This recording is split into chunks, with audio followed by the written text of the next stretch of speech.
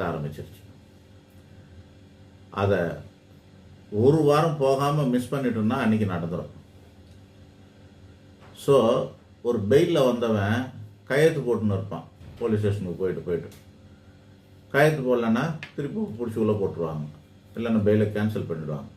அந்த மாதிரி 7.5 சனியில் இருக்கும்போது மனுஷன் வந்து கஷ்டத்தில் இருக்கான். அந்த வாரத்துக்கு ஒரு நாள் போய் சனீஸ்வரனை இல்லை அதுக்குரிய வேறு ஏதாவது தெய்வங்களையோ பார்த்துட்டு வந்தாங்கன்னா அவங்க தப்பிச்சிக்கிட்டே இருக்கலாம், இல்லைன்னா பாதிப்பு வரும். இது என்னோடய பர்சனல் அனுபவம், அதுவும் உங்களுக்கு சொல்லிட்டேன். இந்த மாதிரி டெஸ்டிமோனியல் தான் கிடைக்கும், கேரண்டி கிடைக்காது. மூணாவதாக ஒன்று சொல்கிறேன். ஒரு போர் நடக்குது. அந்த போரில் இறங்குறவன் வாளும் வச்சிருப்பான், காடு விஜில் கேடயமும் வச்சிருப்பான். இப்போ கேடயம் இருக்கிறதுனால போர் நின்று போயிடுமா? போர் நிற்காது. கேடயம் கையில் வச்சுக்கிறான்பா, இவங்ககிட்ட போர் போட்டா பிரயோஜனம் இல்லைன்னு நின்று போயிடுமாண்ணா? போர் நிற்காது. அப்போ அந்த கேடயம் எதுக்குன்னா தற்காப்புக்கு. கேடயம் இருக்கிறதுனால கேடயம் வச்சுருந்தா அத்தனை பேர் உயிரோடு இருந்துருக்குறாங்களான்னா அதுவும் கிடையாது. அதையும் கடந்து இவனோட திறமைக்கு ஏற்ற மாதிரி உயிர் போகிறதும் உண்டு. இப்போ திறமை குறைஞ்சிருந்தால் சண்டை போட முடியலன்னா என்ன ஆகும்? உயிர் போகிறதும் உண்டு. ஆக போரிடும் மெத்தட், இந்த பக்கம் வாள் சுழற்சி இருக்குல்ல, அது வந்து என்ன சொல்லலாம் அப்படின்னாக்கா நம்மளோட திறமையை சொல்கிறது. இந்த பக்கம் இருக்க கேடயம் வந்து பாதுகாப்பு கொடுக்கும்.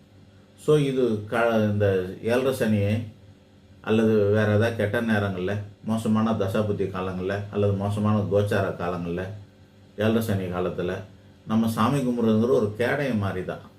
இந்த கேடயத்தை கையில் பிடிச்சிருக்கிற காரணத்துக்காகவே நமக்கு கெடுதல் நடக்காதான்னாக்கா அது உங்கள் திறமையை பொறுத்ததும் கூட. இந்த கை சமாச்சாரம், இந்த கை கேடயத்துக்கு, இந்த கை உங்களோட திறமைக்கு. உங்கள் திறமை அற்றுக்கா இருந்தீங்கன்னாக்க நீங்கள் கேடயம் மட்டும் பிடிச்சிருந்து எவ்வளோ நேரம் நீங்கள் தாக்கு பிடிக்க முடியும்? கண்டிப்பாக உயிர் போகிறதுக்கு வாய்ப்பு இருக்கும். அது மாதிரி தான். ஆக இந்த பக்திங்கிறது, வழிபாடு முறைங்கிறது, பரிகாரம்ங்கிறது ஒரு கேடயம் மாதிரி தான். அது உங்களை பாதுகாக்கலாம் அல்லது பெரும்பாலும் பாதுகாக்கும். அவ்வளோதான் எடுத்துக்கணும். அந்த அளவுக்கு தான் அர்த்தம் எடுத்துக்கணும். சரிங்களா? ஒரு வெயிலில் போகிறோம், மழை பெய்யுது, வெயில் அடிக்குது, கொடை பிடிக்கிறோம். அதுக்காக மழை நின்று போயிடுமா? வெயில காணாமல் போயிடுமா? நம்ம வரைக்கும் கொஞ்சம் தப்பிச்சுக்கலாம்.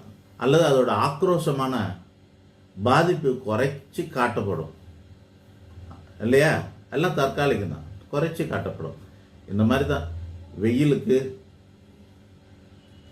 ஒரு கரண்ட் இல்லாத நேரத்தில் ஒரு சின்ன மெழுகுவர்த்தி நமக்கு எவ்வளோ உதவியாக இருக்கும். அதுபோலையும் வெயில் மழை நேரத்தில் ஒரு குடை மாதிரியும், போர்க்காலத்தில் ஒரு